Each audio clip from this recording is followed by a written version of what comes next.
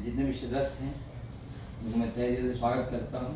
खासकर हमारे मेंटर साहब डॉक्टर ओ पी पांडे और हमारे गौतम साहब को विशेष शुक्रिया टाइम निकाल कर आने के लिए। ये हमारी यहाँ दूसरी मीटिंग है। मैं सबसे पहले आप लोगों को अपने जो अभी तक जो प्रगति हुई है उसके बारे में बताना चाहता हूँ।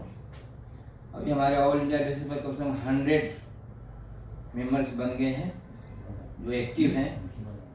20-25 जगह हैं और अनेक स्टेट में, बिहार में है, उत्तर प्रदेश में है, पंजाब में है, हिमाचल में है, सभी BSF के भी लोग हैं, ITBP के लोग हैं। तो इस तरह से 100 का टारगेट पूरा हो गया है, लेकिन और आगे बढ़ना है।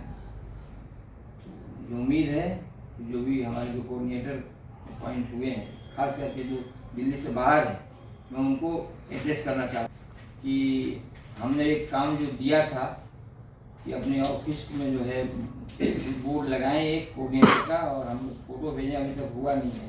मुझे उम्मीद है कि अगर सुन रहे हैं वीडियो के बाद सुनेंगे तो इसका एक रिपोर्ट ज़रूर भेजेंगे ताकि फिर उत्साह और बना रहेगा। दूसरे पॉइंट में बातों का अभी तक जो प्रगति हुई है हमारे कोर्ट केस के बारे में, खास करके उसके बारे में लोग जानना चाहते हैं कि हमारा अभी जो केस चल रहा है उसमें क्या प्रगति हुआ है। तो सबसे प्रथम उन्होंने NDC का केस किया था, तो वो भी चल रहा है। 2 साल हो गया, 14/8/2024 का जजमेंट हुआ था। हाँ नहीं, सबका आ रहा है, सबका आ रहा है सर। 2 साल होने वाला है, अमूमन 2 साल लग जाता है। तो मुझे उम्मीद है कि अगस्त तक हमको पैसे जरूर आ जाएगा। वैसे 15/4 को अभी कंटेम्प्ट की का डेट है, लेकिन इन्होंने रिव्यू पिटीशन फाइल कर दिया है, तो देखते हैं क्या रिपोर्ट आती है। वो जितना देर करेंगे हम उसके लिए उतनी जल्दीबाजी करेंगे। मैंने भी कंटेम्प्ट डाला है, हमारा कंटेम्प्ट भी कल मंडे को लगेगा अलग से, जिसको हम उसमें टैग करवाने वाले हैं। और इसलिए लगाया है कि अगर ये यहाँ से नहीं सुनेंगे तो अगला बार सुप्रीम कोर्ट में जाएंगे। तो अभी सुप्रीम कोर्ट ने एक आदेश दिया है 2 जजों का। उन्होंने क्लियर लिखा है कि जजमेंट हो गया तो आपको पैसा देना ही देना। 13 पेज का जजमेंट आया, आप लोगों ने देखा होगा, मैंने भेजा भी था उसको CFF ग्रुप में, कि अगर वो गलत भी जजमेंट है पहले आप दो, बाद में आप रिव्यू करना है, SLP करना है, वो बाद की बात। तो उसमें इनको सजाएं नहीं हो रही। किसी ने एक आध दिन किसी सेक्रेटरी को सजा मिल जाए तो फिर सब ठीक हो जाएगा। किसी को 25,000 फाइन किया लगेगा। तो अभी देखते 15/4 को क्या होता है। पंजाब हरियाणा वाला 15/4 को क्या होता है। CBI जज को सुबह से लेकर ऐसे केस इसी बीच हम लोगों ने एक बहुत बड़ा केस अभी फाइल किया था कम्यूटेशन का, जो ऑल इंडिया बेसिस का है।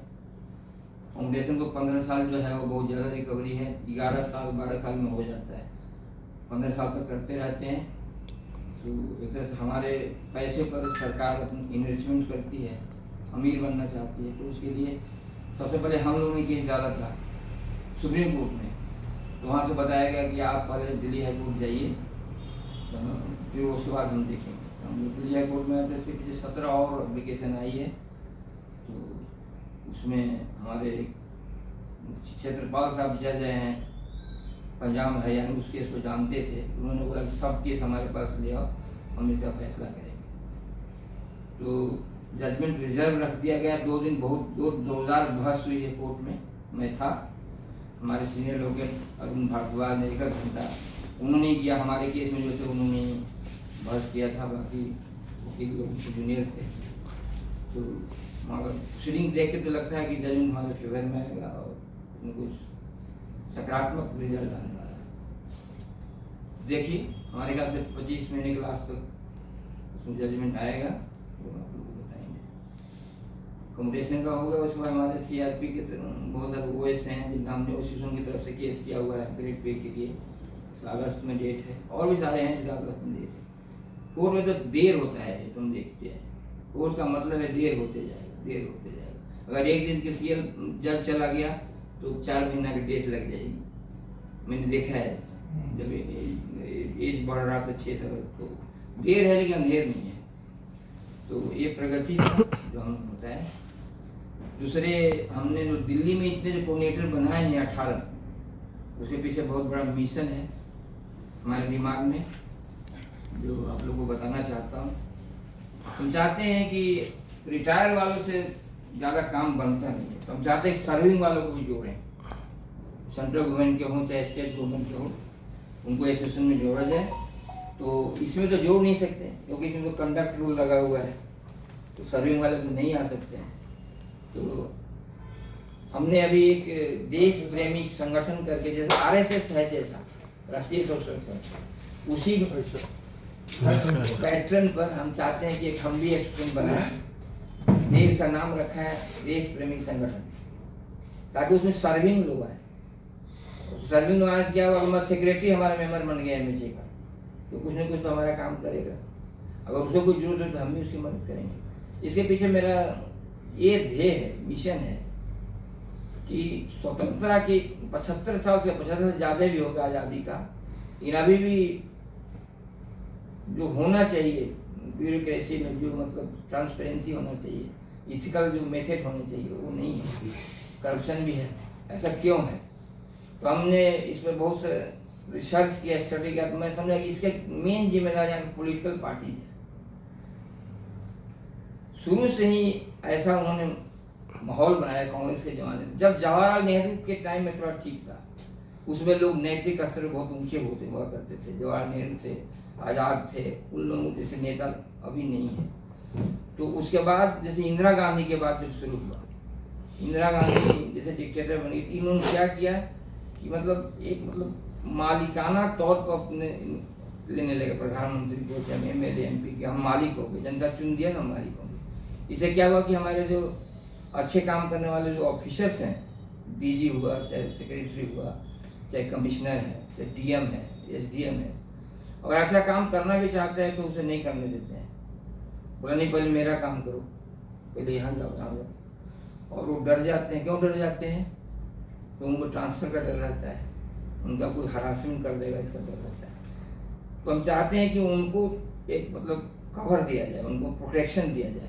और हमारे संगठन के द्वारा, अगर संगठन हमारे मान लो 1-2 लाख मेंबर हो, इसमें हम स्टूडेंट को भी जोड़ेंगे बाद में, किसान यूनियन को भी, जैसे आरएसएस के बहुत सारे ऑर्गन हैं, तो सीएपीएफ का ऑर्गन के रूप में काम करें। काम तो बहुत लंबा है, आप लोग सोच रहे हो कि ये काम कहाँ से होगा, लेकिन ऐसा है शुरुआत करने से पहले गांधी भी अकेले थे, कार्ल मार्क्स भी अकेले ही था। तो अगर कर लिया जाए तो कर सकता है, बोले 5 साल लग जाए 10 साल, ये होने से क्या होगा? जो मशीनरी है, जो काम करने गवर्नमेंट, जो गवर्नमेंट चलाते हैं, उनको एक अच्छा बल मिलेगा और अपने हिसाब से काम करें। इनकी दादागिरी जो पॉलिटिकल पार्टियों का चलता है, जैसे इनका ग्लैमरिज्म और हीरोइज्म, कि हम ही हैं जो कुछ है, उनको थोड़ा अंकुश लगेगा। अगर ये अंकुश लग गया तो समझे हिंदुस्तान के लिए परमानेंट सोल्यूशन हो जाएगा। उसमें हम कर्मचारियों को भी बहुत फायदा है। जैसे हमारा कोई डिमांड पेंडिंग रहता है तो सेक्रेटरी ही ऑर्डर कर देता है कि भाई नहीं, चलो एसएलपी करो, चपल ना करो। जब हमारे अंदर आ जाएंगे तो हमें मदद मिलेगी। तो ये हमारा एक ध्येय है देश प्रेमी संगठन बनाने का। उसका प्रीफेस हमने, एक किताब कुछ नहीं करना है इसमें, हमको ज़्यादा मेहनत की जरूरत नहीं, हमने इसके मेथड बनाया हुआ है। एक किताब लिखा जा रहा है जिसमें उसका ऑब्जेक्टिव, प्रीफेस और क्या बोल, एम्स क्या है, स्ट्रक्चर होगा, और उसके बाद अकाउंटिंग हो गई। अकाउंटिंग में हम बाहर से पैसा नहीं लेंगे, सरकार बाहर से पैसे में फंसाती है। जैसे आरएसएस बाहर से पैसा नहीं लेता, जो उसके मेंबर चंदा देंगे वही होगा हमारे, जिसको डिस्ट्रिक्ट लेवल पर, गांव लेवल पर जाया जा सकता है। तो इससे ये फायदा होगा। तो हम इस पर अभी किताब हमने प्रीफेस बनाया। हमारे मेंटर साहब अभी हम चाह रहे हैं कि इसके एम्स वगैरह लिखेंगे। ये विद्वान आदमी हमारे गुरु पांडे साहब, बहुत सारी किताब लिखा है। भारत वैभव, इतनी मोटी किताब हमारे पास पढ़ी हुई इनकी। तो मैं चाहता हूँ इसमें कोई इतिहास और विज्ञान नहीं लिखे, प्रैक्टिकल जो एडमिनिस्ट्रेशन में दिक्कतें हमने कुछ बताया भी है, इसके बारे में ही बनाना है। तो प्रीफेस मैंने लिख दिया है, ऑब्जेक्टिव भी लिख दिया है। मैं ड्राफ्ट बना दूंगा, मैं सोच रहा हूँ ड्राफ्ट बना के और एक कमेटी बनाएंगे जिसमें 5 आदमी को जोड़ेंगे, उसको फाइनल करेंगे। उस किताब को जो है जब प्रिंट हो जाएगा तो जैसे हम डीजीसीआरपी को दे के आएंगे, क्योंकि जैसे वॉलंटरी लेना है, किसी को जबरदस्ती नहीं करना है।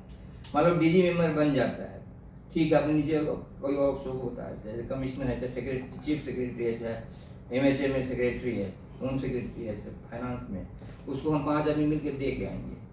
पहले इसकी थोड़ा सा हम ऑब्जर्वेशन वकीलों को देंगे, 4-5 जो सीनियर वकील हैं, भाई इसमें कोई हम दिगी फंसेंगे तो नहीं। उसके बाद इसको फाइनल प्रिंट होगा। ज़्यादा नहीं 100 पेज की किताबें हो, बुकलेट टाइप स्ट्रक्चर वगैरह देना है, दे के आएंगे और उसमें सब कुछ लिख देंगे कैसे मेंबर बनना है, क्या करना है। अगर कोई मेंबर बनता है तो फिर बढ़ते चला जाएगा। CAPF वेलफेयर एसोसिएशन के ऑर्गन के रूप में काम करेगा। जैसे RSS के बहुत सारे ऑर्गन नहीं है, तो RSS तो किसी पार्टी के लिए काम करती है, लेकिन एक बात इसमें ध्यान देने जो ये है, कोई भी आदमी जो किसी पार्टी से संबंधित है वो इसमें नहीं रहेगा। कोई पार्टी को सपोर्ट करता हो, चाहे किसी पार्टी में रहना चाहता हो, पहले दिमाग को एकदम साफ करना है कि सारी पार्टियां खराब है, हमें न्यूट्रल रह के काम करना है। कांग्रेस कोई भी पार्टी से हमारा कोई लेना, पार्टी को ही हमको के ऊपर अंकुश लगाने के लिए हम किया है। वोट तो डालना ही पड़ेगा, पार्टी की वो तो आपका पर्सनल है, तो पार्टी से पार्शियल हो यानी जाएगा। आप भी समझे नहीं है, समझ गए बात कि मैं अपने मिशन के बारे में बात कर रहा हूँ, तो आप वोट से इसका क्या लेना है? वोट तो हमारा पर्सनल मामला, वोट को डालेंगे। हमारा जो संगठन है इसमें पार्टी नहीं, आप रखिए किसी संबंध किसी, लेकिन ये रूल के खिलाफ, रूल ऑफ लॉ नहीं है। जो भी प्रधान जो भी बनता है नेता वो अपने साथ रूल चलाने लगता है। रूल होना चाहिए जो लिखा हुआ है। वो प्रकृति कैसे चलती है, रूल के अनुसार चल रही है। जो इतना ब्रह्मांड जो बना, इतना हमें जानकारी तो नहीं है, लेकिन इतना हम जरूर जानते हैं कि प्रकृति नियम के अनुसार चलती है। सुबह पूरब में ही सूरज उगेगा, शाम पश्चिम में डूबेगा। तो अगर रूल स्थापित हो जाए तो सारे भलाई हो जाए। अगर हमको क्यों नहीं न्याय नहीं मिल रहा है, रूल लागू नहीं हुआ। विष्णु भगवान बोलेंगे हम बीच में उगाएंगे, सियाने नहीं, ऐसा नहीं होगा। मतलब अगर रूल अपनाना नहीं होता, कहने का मतलब हर चीज चलना चाहिए। अंकल ये भी सही है। मतलब नियम के अनुसार चलने से सब काम हो जाएगा, हम ही चाहते हैं। अगर जो अमेरिका का राष्ट्रपति अगर नियम के अनुसार चले तो ये लड़ाई होगी, क्यों नहीं होगा? ट्रम्प